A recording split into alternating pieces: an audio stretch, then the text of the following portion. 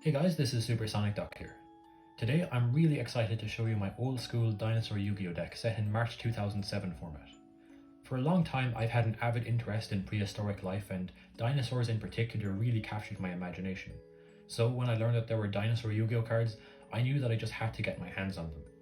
Thankfully there was a structure deck called Dinosaurs Rage, which I was gifted for my birthday, and that formed the basis of a dinosaur deck that was one of the earliest decks I had in my time playing Yu-Gi-Oh! Over time I got better at the game and I stopped taking this deck seriously, especially as many of the cards became outdated. Recently though, I started playing past formats, and this has made me want to upgrade or rebuild a lot of my old decks, especially this one. When building this deck, I wanted to make it as competitive as I could while also using a lot of my favourite cards and staying true to my original deck. Fulfilling both of these two criteria was a precarious balance, but I'm happy with the final result. It's pretty hard to make a pure Dino deck competitive for March 2007 format, but I'm quite confident that this is a good casual deck for the format.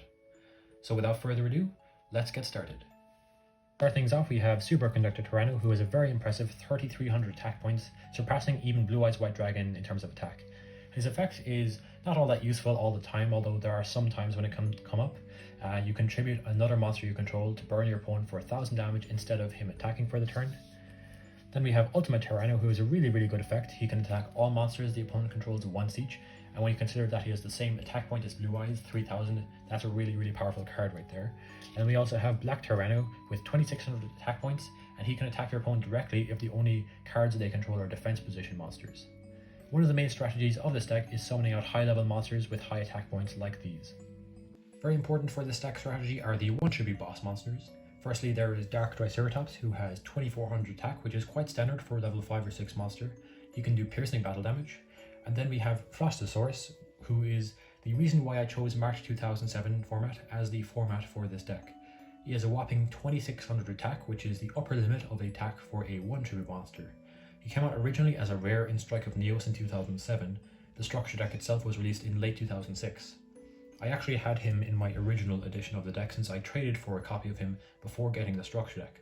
Unfortunately, I lost the original copy I had. This card is very nostalgic for me, and I kind of had to include it for that reason alone, but he actually really does complement the deck's playstyle very well. Next up we have 3 copies of Hydrogeddon. This card is really awesome. When he destroys a monster by battle, he can special summon another copy of himself from the deck, which in turn can attack as well. He was actually played in meta decks during the format because of his ability to counter floater monsters like Shining Angel and Mystic Tomato. I also included Oxygeddon in the deck. This is definitely one of the card choices that I did for nostalgia reasons more than anything else, because I wanted to include Oxygeddon as well as Hydrogeddon. Oxygeddon is just an 1800 beater and has an effect that is kind of like a pun on the fact that fire is fueled by oxygen, because when he's struck by battle with a pyro monster, both players take 800 damage.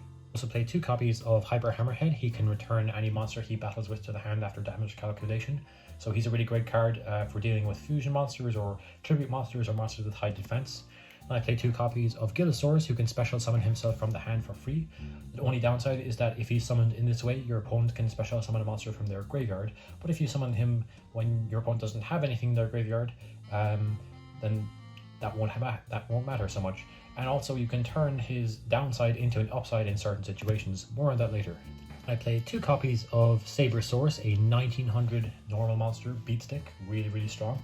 And I also play 1 copy of Baby Ceresaurus as well, who when destroyed by a card effect can special summon any level 4 or lower dinosaur type monster straight from your deck. This is a really good card in the dinosaur decks of today. There aren't as many cards that can make use of this really powerful effect back in the day, but I still play it because it still comes in handy sometimes. I play a copy of Black Stego. This is my favourite of the old school dinosaur Yu-Gi-Oh cards, since Stegosaurus alongside Pyroraptor is my favourite dinosaur. It was this card in particular that really made me want to get the Dinosaurs Rage structure deck, since I knew he would be in it. He has a whopping 2000 defense and can switch himself to defense position when he's attacked, meaning that he's a very reliable card that is likely to stay on the field for at least 1 turn to help you summon out the stronger monsters in the deck. To round off the monsters, we have one of my favourites, Tyranno Infinity. This card is really fun to use because he gains 1000 attack points for every single remove from play dinosaur monster, meaning that he can potentially reach an absolutely insane astronomical attack power. Moving on to the spell cards now, I played 3 copies of Brain Control and 1 copy of Snap Steal. Brain Control's effect is that you pay 800 life points, but you get to take control of an opponent's face-up monster until the end phase of the turn. And then Snatch Steal lets you permanently take control of an opponent's monster that you equip this card to. But the downside is that your opponent gains 1000 life points during each of their standby phases, which isn't really much of a downside if you take a really good monster. Alternatively, you don't have to worry about the downsides of these cards, given that you can just tribute off the opponent's monster to summon out our high-level monsters. This is really awesome because it makes our boss monsters a lot easier to summon, and also turns out the process of summoning our boss monsters, which would normally be arduous, into a detriment to our opponent. Brain Control or Snatch Steal plus Frostosaurus or Dark Triceratops is a 2-card combo that can not only get rid of an opponent's monster, but also summon out one of our boss monsters.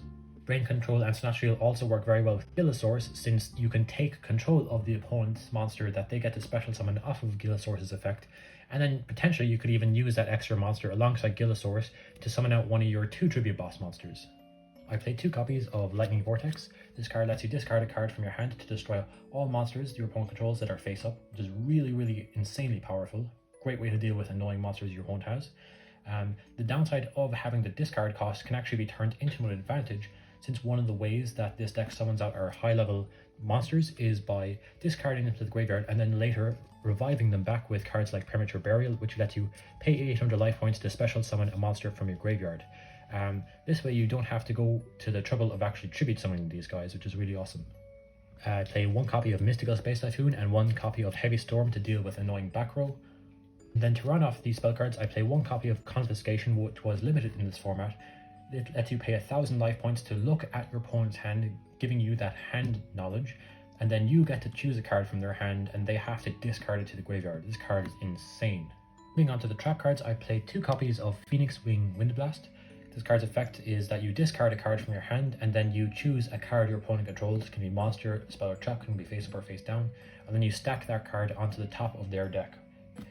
The fact that this card has discard cost means that it can help set up your boss monsters to be later revived from the graveyard with cards like Call the Haunted or Fossil Excavation. Very quick note on Fossil Excavation. This card lets you special summon a dinosaur monster from the graveyard with the initial activation cost of discarding a card from your hand. Since choosing the monster you want to summon is part of the effect and not the cost, you can actually summon the monster that you discard, which is good to know if there's a high level monster that you want to be able to summon out without having to go to the botheration of tributing. However, it's worth noting that part of the activation requirement for this card is to have another dinosaur monster in your graveyard to summon in the first place. So if you are going to summon the card that you discard, you must have some other dinosaur monster in order to be able to activate Fossil Excavation in the first place. And we have some good staple traps like Mirror Force, Ring of Destruction, and Torrential Tribute. Torrential Tribute in particular works quite well with Baby Ceresaurus, since you can trigger the effect of Baby Ceresaurus to special summon a level 4 dinosaur monster from your deck when it's destroyed. Another great card for that is Skull Lair, which is a really awesome trap card. It's a continuous trap, and while it's on the field you can activate its effect to remove from play any number of monsters from your graveyard and then destroy a monster on the field whose level is equal to the number of monsters that you remove from play. So with it you can actually trigger the effect of Baby Ceresaurus. It's also great for powering up Tyranno Infinity in terms of attack points as well. And another great card for that is Survival Instinct, which lets you banish any number of dinosaur monsters from your graveyard, and then you can gain 400 life points for each. Pretty much rounds it off for the main deck. I also put together a side deck which gives me some extra options against certain matchups and gives me the ability to play other nostalgic cards as well that I couldn't fit into my main deck. So firstly I have Jurassic World, Seismic Shockwave, and Volcanic Eruption. I mainly put these in the side deck because I like to look at their artwork side by side. They all have really nice artwork. I play a third copy of Sabersaurus because 1900 attacker can be quite nice. I play Black Terror, which is a very interesting effect. If it is sent to the graveyard by any means other than being destroyed with battle, it can actually return to the hand. I play Book of Moon because it's just a very good versatile card that can be used for offense, can be used for defense. 2 copies of Magic Jammer to deal with very pesky and power spells against certain decks. 7 Tools of the Bandit and Dust Tornado are very important cards in the side deck when I'm running up against a deck that plays a huge number of back row, since we don't like back row in this deck.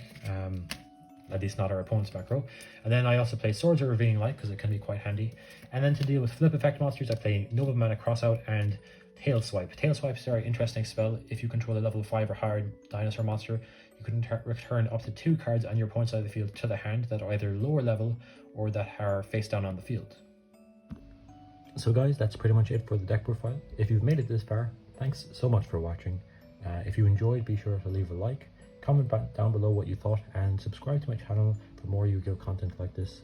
Hopefully, I'll see you guys in the next video. Take care.